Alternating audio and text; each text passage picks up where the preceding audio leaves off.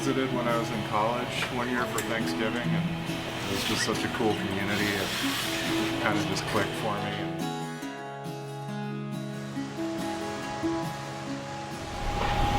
What's your favorite shirt of mine? Wow, you guys have your favorite shirts of mine on today. Little waves.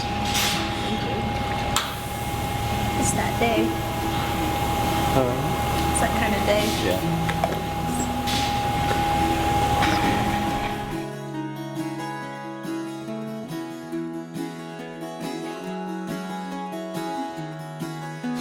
From south of Boston, from Westport. When I was growing up there was a bike shop my brothers worked at. All of our high school friends worked at, and like up on the very highest shelf was the like one Moots frame that this bike shop owner had bought and kept up there, and everyone just coveted that bicycle. It was a good introduction to Moots, I think.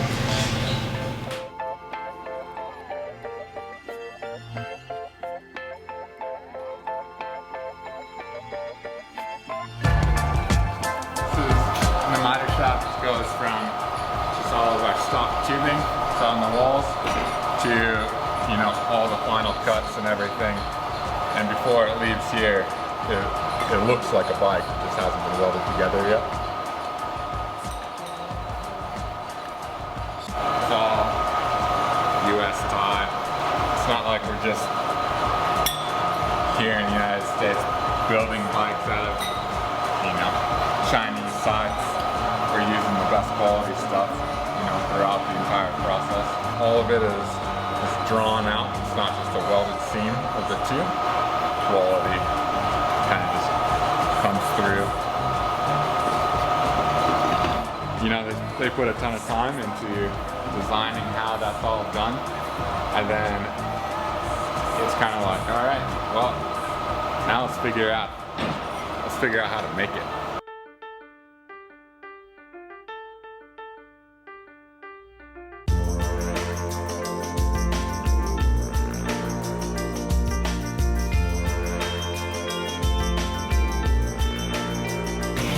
We're not real big on, you know, changing the design every year. That's not what we're doing. Just trying to make something.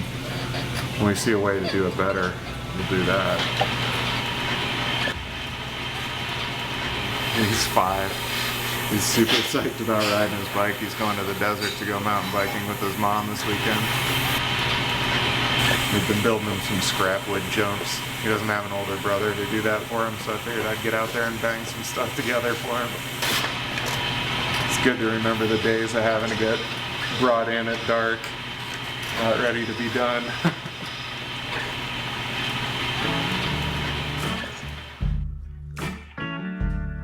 I do like to cook. I do like to cook, especially now that I don't do it for a living anymore. That was the big change when I quit cooking.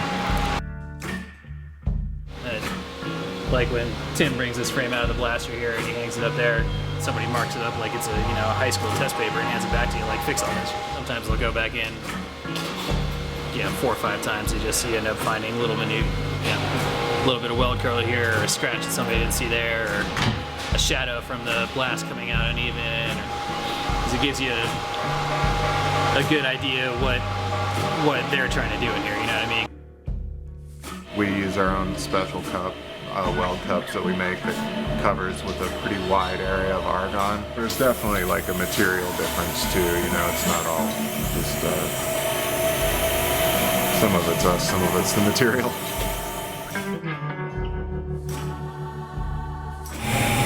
You always so desperately want it to be perfect. And I think that's probably the hardest part, is that you always want it to be perfect, and then it could be, but you'll never see it that way. Which is probably healthy, in a way.